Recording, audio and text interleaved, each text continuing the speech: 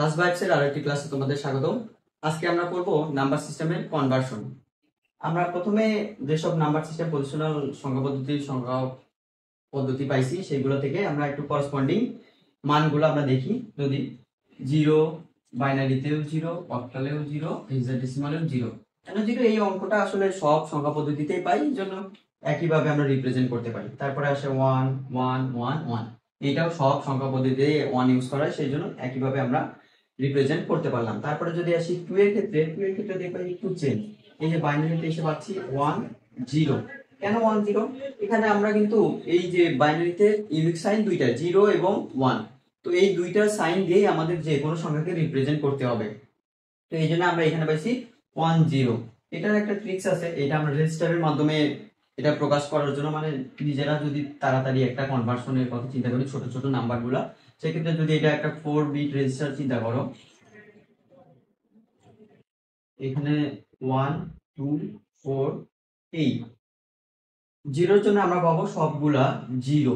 যদি zero represent করতে হয় এই রেজিস্টারে, যদিও রেজিস্টার এইভাবে কাজ করে না, রেজিস্টার কিভাবে কাজ করে, 4 বিট রেজিস্টার কিভাবে কাজ করে, 8 বিট রেজিস্টার কিভাবে কাজ করে আমরা পরের ক্লাসগুলোতে দেখবো। রেজিস্টারের ক্ষেত্রে কি হয়, এই যে তিনটা যে আছে এই তিনটা ব্যবহার করা হয় নাম্বারের জন্য, আর বাকি এটা হচ্ছে সাইন বিটের জন্য, সাইন বিট হিসেবে কাজ করে। তো সাইন বিট কি, সাইন বিটের কি কাজ, সেগুলো আমরা পরে দেখবো। তো এটা চিন্তা করে একটা আনসাইন নাম্বারের ক্ষেত্রে কি করবো, আমরা 4 বিটই নাম্বার প্রকাশের জন্য ব্যবহার করব। সেক্ষেত্রে যদি 0 হয় তাহলে প্রত্যেকটা সেলে আমরা 0 পাইলাম। যদি অন হয়, অনের ক্ষেত্রে কি হবে, আমাদের এই যে ফার্স্ট যে সেলটা আছে যেখানে 1 পাচ্ছি আমরা, সেইখানে 1, বাকিগুলা 0।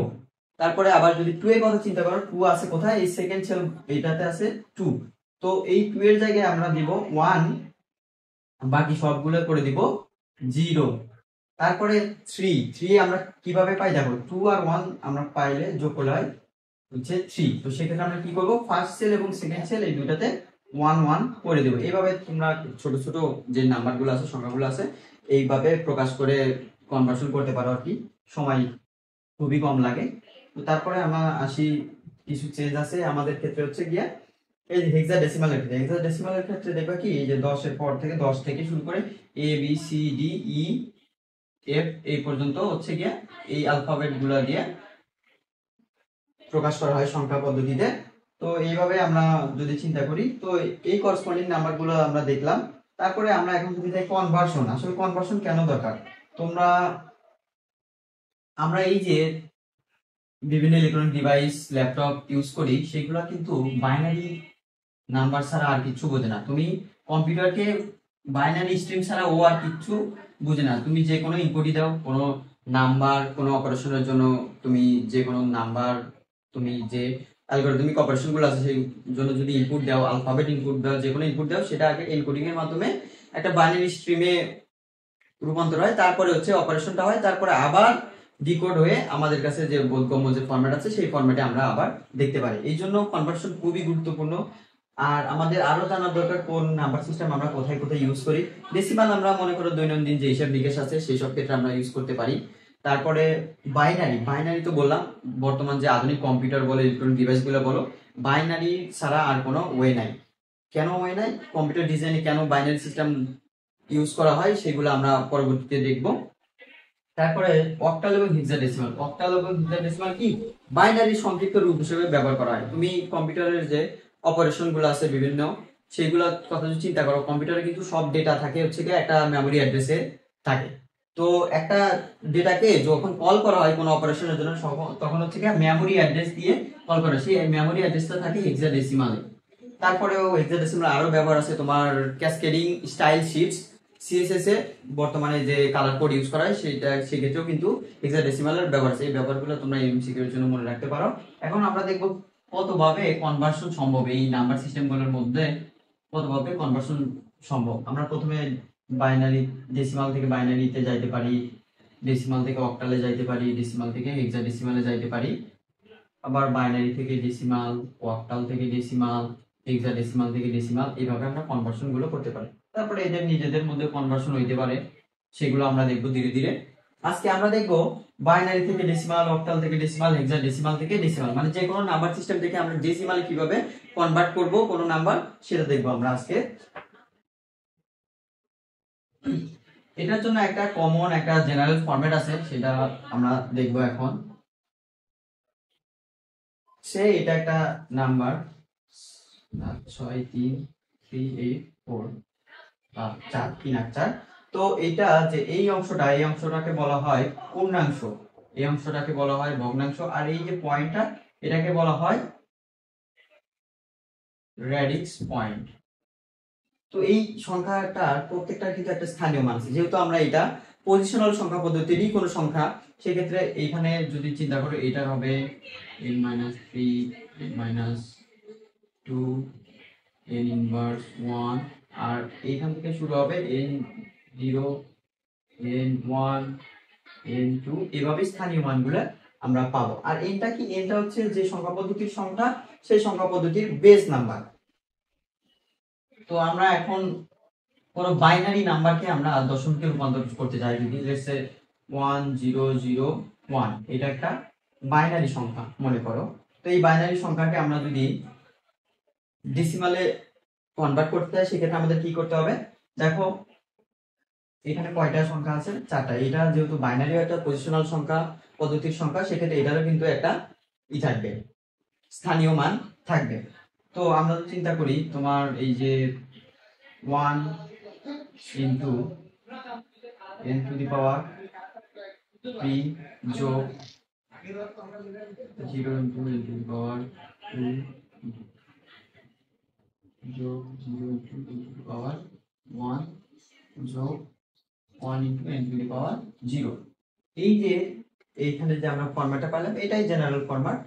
তো আর এই এনটা হচ্ছে বেস। তো এখানে আমরা যেহেতু বাইনারি থেকে ডেসিমালে যাচ্ছি, সেক্ষেত্রে আমাদের কি হবে, এখানে হবে n into 2 two the power 3 যোগ, যেহেতু এটা 0 তো ওইগুলো 0 হয়ে যাবে, দুটো 0, আর এখানে n টু দি পাওয়ার 0 এগুলো আমরা কত জানি, যে কোনো সংখ্যার উপরে 0 আসলে সেটা হয়ে যায় 1, তো সেক্ষেত্রে আমরা পাবো 1। তাহলে আমরা কত পাচ্ছি, 8 প্লাস 1 ইকুয়াল টু 9। তাহলে এটা দশমিকে আমরা পাচ্ছি হচ্ছে গিয়া 9। তো এইভাবে আমরা যদি এখন অক্টাল থেকে আমরা ডেসিমালে আসতে চাই, সেক্ষেত্রে আমাদের কি করতে হবে, দেখো আমরা 2 4 3 এটা যদি একটা অক্টাল নাম্বার হয়, এইখান থেকে আমরা কি করব, ডেসিমালে কনভার্ট করব। তো ডেসিমালে কনভার্টের ক্ষেত্রে আমাদের কি করতে হবে, এই সংখ্যার প্রত্যেকটা অঙ্কের সাথে সাথে স্থানীয় মানটা নিতে হবে। যেহেতু স্থানীয় মান এখানে দেখো, এখানে n0 n1 n2, তো এখানে আমরা কি পাবো, into n to the power 2 যোগ 4 into n to the power 1 যোগ 3 ইনটু n টু দি পাওয়ার 0। তো আমরা যদি এটা যেহেতু অক্টাল থেকে ডেসিমালে যাচ্ছি, তাহলে এইটা হবে কি, এটা হবে যে সংখ্যা থেকে আমরা ডেসিমালে যাচ্ছি সেই সংখ্যার বেস। অক্টালের বেস কত, 8। তাহলে আমরা অক্টালের বেসটা আমরা এখানে লিখে দিব 4 into n to the 1 plus 3 into 1, যেহেতু 0 1, এটা যোগ করে আমরা যা পাবো সেটাই আমাদের হবে ডেসিমাল নাম্বারে কনভার্সন। এই যে দশমিকের পরের অংশ কিন্তু একটু ভিন্ন আছে। যদি আমরা কোনো একটা মনে করো 0.1010 এটা চিন্তা করি, মনে করো বাইনারি সংখ্যা, এটা একটা দশমিক সংখ্যা, সেই ক্ষেত্রে আমরা কিভাবে করব, সেই ক্ষেত্রে দেখো আমরা 1 ইন্টু -1, সেক্ষেত্রে কিন্তু আমরা লেফট থেকে রাইটের দিকে যাব, লেফট থেকে রাইটের দিকে। আর আমরা পূর্ণাংশের ক্ষেত্রে কি করছি, রাইট থেকে লেফটের দিকে। তো n to the power -1 0 into n to the power -2 into 0 into 1 into n to the power -3। এইভাবে আমরা ভগ্নাংশের ক্ষেত্রে কনভার্সন করব এইভাবে। তো এইবার আমরা একটা হেক্সাডেসিমাল নাম্বার দেখব, সেটা কিভাবে আমরা ডেসিমালে কনভার্ট করব সেটা আমরা আজকে দেখব। এ বি সি এটা একটা যে হেক্সাডেসিমালের সংখ্যা, সেটা তো কোনো সন্দেহ নেই, যেহেতু আমাদের বেজ আছে, আর এবিসি এই সাইনগুলো হেক্সাডেসিমালে ইউজ করা হয়। এটা অনেক সময় দেখবা সিস্টেম না থেকে এক্স লেখা থাকতে পারে, একই জিনিস, কোনো কনফিউশনের প্রয়োজন নাই। তো আমরা হেক্সাডেসিমালের ক্ষেত্রে হেক্সাডেসিমাল থেকে যখন দশমিকে যাব, আমরা এই এ এর জন্য ব্যবহার করব কত, এ এর জন্য 10, বি এর জন্য 11, সি এর জন্য 12। সো আমরা কি করব, 10 ইনটু n টু দি পাওয়ার দেখো n0 যেহেতু এটা পূর্ণ সংখ্যা, n1 n2 এইভাবে আমরা স্থানীয় মানগুলো পাবো। সো এখানে পাবো n2 প্লাস b এর জন্য পাবো 11 into n to the power 1 plus c এর জন্য কত পাবো 12 ইন্টু n টু দি পাওয়ার 0। এটা আমরা যোগ করলে যা পাবো সেটা দশমিক সংখ্যার রূপান্তর হবে। যেহেতু এখানে এনটা কত হবে বলো, এখানে এটা অবশ্যই 16 হবে, কারণ আমরা হেক্সাডেসিমাল থেকে যাচ্ছি ডেসিমালে। তো এই কনভার্সনের ক্ষেত্রে আমরা অলওয়েজ কি করি, যে কোনো নাম্বার সিস্টেম থেকে ডেসিমাল আসতে হলে আমাদের কি করতে হবে, এই যে স্থানীয় মানটা ইউজ করতে হবে। স্থানীয় মানটা হবে যে নাম্বার সিস্টেম থেকে আমরা ডেসিমাল আসতেছি সেই নাম্বার সিস্টেমের বেস। তো এখানে যোগ করে যা পাবো সেটা হবে আমাদের একটা ডেসিমালের এই সংখ্যার করসপন্ডিং যে সংখ্যাটা পাবো সেটা হচ্ছে ডেসিমালের সংখ্যা। তো আজকে এই পর্যন্ত। পরবর্তী ক্লাসে আমরা তোমার বাইনারি ডেসিমাল থেকে বাইনারি, ডেসিমাল থেকে অক্টাল, ডেসিমাল থেকে হেক্সাডেসিমাল কিভাবে কনভার্ট করব, বা বাইনারি থেকে অক্টাল, অক্টাল থেকে হেক্সাডেসিমাল, এই কনভার্সন গুলো দেখবো। আজকে এই পর্যন্তই, দেখা হবে নেক্সট ক্লাস।